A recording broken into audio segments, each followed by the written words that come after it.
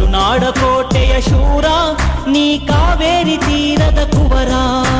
ಕರುನಾಡ ಕೋಟೆಯ ಶೂರ ನೀ ಕಾವೇರಿ ತೀರದ ಕುವರ. ಕಲೆಯ ಸೇವೆಗೆ ಭಕ್ತ ನೀ ಅಭಿಮಾನಿಗಳಿಗೆ ಸ್ವಂತ. ಕಲೆಯ ಸೇವೆಗೆ ಭಕ್ತ ನೀ ಅಭಿಮಾನಿಗಳಿಗೆ ಸ್ವಂತ. ಅಣ್ಣ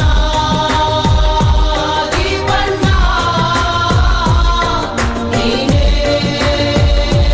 ಬೆಳಗಣ್ಣ. ಅಣ್ಣ ದೀಪಣ್ಣ ನೀನೇ